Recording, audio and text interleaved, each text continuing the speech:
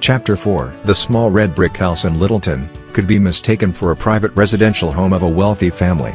The 12 members of the Flowski team beamed with smiles at each other. The project manager had called an emergency meeting for all members of the team, including the in-house lawyer, Ari Shapiro. Obi Parker adjusted in the comfortable chair on the extreme end of the smooth long table and took a deep breath.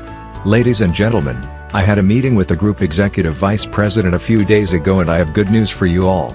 Faces lit up, waiting for what could possibly be so great from an extremely pessimistic and demanding team manager. No one could ever remember the last time Obi had accepted their work as complete, without a really nasty criticism. At least 3 of the team members had broken down in tears, due to pressure and demands that Obi had put on them in areas where he was clearly being too extreme. In spite of all the misgivings and negative perceptions any of them might have, there was none who ever doubted Obi's ingenuity in software engineering. In information technology, Obi was always several steps when he encountered. His unique ability to see the end of a project from the onset always earned him admiration, albeit secretly by most of the team members. They always set out to show that they would never break down under Obi's critical comments and demands. To Obi, information technology was life. He was happy doing software projects. In spite of pressure from his traditional father to get married and raise a respectable home that his grandfather would be proud of, he had no such urges. Obi simply wanted to do information technology projects. Moreover, relationships were complicated these days. At age 34, most girls her age were taken. Others were too young to have a rapport with him in normal conversations. His ability to grasp the meaning of things easily and treat things mechanically made him somewhat too boring. The excitement fizzled out of his relationships in 5 weeks, sometimes less. And there was the ever-present question of why set up an in-house department, when you can outsource. These things only drew Obi back to his work at all times. The desire to marry was too complicated and this was a major 21st century question. Tech was life, life was tech. All he needed was good health, a few intense getaways, a couple of affairs here and there. And that was it. Today, he had to act like a liberal CEO-the country club manager. Like a father, waiting to teach his 13-year-old son about the dangers of premarital sex. He knew he had to soften up on this episode. "Michael Stewart was impressed by your hard work," Obi continued. "We had a long conversation and at the end of our time together at the Four Seasons, he knew that Flowski was going to take over the show. Ladies and gentlemen, your hard work, endless efforts and response to constructive criticism made this happen." A few eyes rolled. But this was a day of reconciliation. For once, they had to just lead him on and listen to his terms of the ceasefire. "In the end, the artificial intelligence that you developed is going to put Evolute at the forefront of the global tech industry." Obi waited for that to sink in. "I must first concede that the biggest source of our indifference has been with the development of the artificial intelligence system. But that is going to be our winning combo. For those I offended in trying to consolidate our advanced algorithm project, I apologize." Eyes widened, gazes were exchanged. Did he apologize? This was certainly going to go down as the first to some of the team members. "Let us continue to work together as a group," he continued. "We will start coordinating with labs around the world, in South Korea, Taiwan, Hong Kong, Malaysia, Britain, Germany and Canada to do a lot to make Flowski a premium software on the internet. For today, we will not waste time. I declare an official holiday today. Let us just celebrate and have fun. I will drink a 21-year-old Glenfiddich." A long applause followed. Now, they had something tangible to hold Obi to his words. "I have already authorized an event management entity to organize an office party. Let us have fun as we celebrate the biggest milestones in our careers and our lifetimes. As I always say, your output, justify your claims. Today, the output of each of you, has been tried, tested and proven to be successful. Officially, we know that we will use technology to help the world to become a better place. Let us drink and share our experiences. This meeting is hereby dismissed." A deafening applause followed and in seconds, the specialized office event management team set up the office for celebrations to begin. The team departed and the younger members were so happy. Obi slid off with Ari Shapiro to the main office and he unscrewed the vintage Glenfiddich bottle they had acquired for the event. He poured a glass for himself and handed the bottle to Ari, who always insisted on filling his glass personally. When Ari was ready for a sip, Obi turned to him and remembered a phrase he had picked up at Ara's wedding and raised his glass towards him. "Laim. To life." "Laim," Ari replied. And the two friends took mouthfuls. They connected and clicked on the first day they met in college in Boston. They stayed roommates for the entire 4-year period.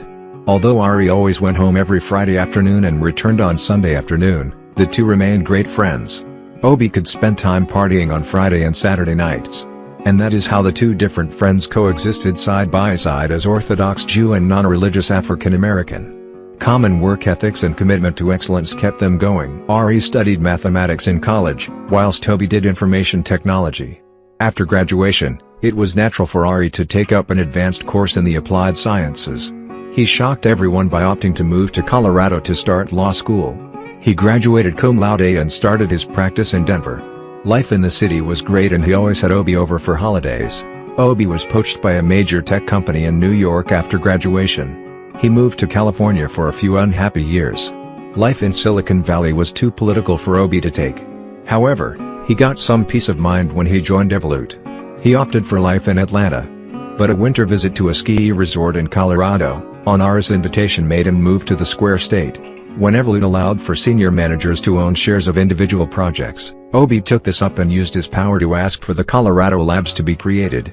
Although Evolute was not ready to pay for a full lab to be set up, Obi was instrumental in asking for the team assembled, and with a 25% share in the project, Obi knew he had to make it work for the best. 2 years in Denver had proven to be a good choice. He hired the team members from various events and activities where he looked out for the smart creative. Through serious pressure and stress, the team had adjusted quickly and they had advanced Flowski so well. Ari had been more than a good friend and the project's attorney. Ari had given Obi some of the best pieces of advice in life. And now, they sat together to celebrate the preliminary success of their project. This was what they waited for. The noises in the office grew. Never had they gotten so excited and happy. End-of-year parties have been boring, thanks to Obi's rigidity. But this was different. The day felt very exciting. There was an opportunity for everyone to share his or her experiences on Flowski. This was recorded. The lighter the mood, the better. Each team member was able to say the most annoying experience they had and what they learned from it. There was a time for jokes and for proposals and suggestions. It reminded Obi of some of the strange festivals in Africa that his grandfather told him about as a child. There was one festival, a remote community in West Africa, where a special day was set aside for anyone, rich or poor, old or young, could stand before anyone, including the chief, and insult or tell him anything he felt. At the end of the narrative, his grandfather's exact words were, "The festival gave the chiefs the opportunity to go into the subconscious minds of their subjects. This way, they could change for the best and plan for a better future." Some of the jokes were direct attacks. Obi forced himself to join the crowd to laugh. Glenn Fittich helped. But he knew he would have to give each joke a deeper thought in the coming days. Lunch was served and the party continued all through to the late afternoon. As the party continued in the small red brick house, a brown classic Chevrolet drove past it. Sergeant Wilson saw the familiar Nissan Altima he had stopped days earlier, parked in front of the building. It was flanked by 2 luxury cars in a line of many expensive cars. He worked out that Obi was the more modest member of the team. Obi's subordinates believed in luxury and he believed in results. No wonder he could achieve so much. The brown classic Chevrolet drove down the block and returned to scope up the red bricked house again. Loud music was audible. And he could sense a lot of joyous activities inside the building. There was no complaint from the neighbors. This was outside his jurisdiction though, but clearly, there was a lot going on and Marty was definitely right. Something big is going down. Sergeant Wilson drove off westwards, towards home. A lot of thoughts rushed through his mind. Although he had completed his evening shift and half a morning shift, he did not feel like sleeping. Something exciting about this subject kept him awake. There wasn't time to waste. Midway to his home, he spotted a coffee shop and got an espresso. He relaxed and checked his tablet for Obi Parker on the most popular social media network.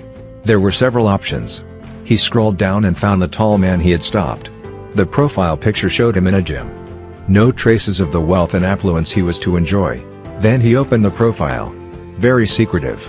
Nothing to show. This was a sign of a busy person or a person who wanted to remain mute. Then he went on to check his pictures. There were a few random pictures. There were a few pictures of Obi working out and doing some tough exercises in a fully equipped gym setting. He scrolled down and saw a few pictures of Obi on a series of cruises and several expensive upmarket hotels in different global and regional cities around the world. There were some pictures of random of the physically fit black man and several ladies. Their looks followed a particular pattern: brunette, voluptuous and beautiful-faced. He returned to his profile page and scrolled down to see a few comments with words Obi had uploaded on his page in the past 10 years. They were main wisdom, motivation and a considerable number of African proverbs and idiomatic expressions. Then, one profile update caught Sergeant Wilson's eye. He took a closer look at it. The black Mediterranean hair, cultivated in a Eurocentric environment, flowing down the neck of an intelligent and well-educated lady. This was what he needed. The puzzles had come together. This was the eureka moment. Time to take action.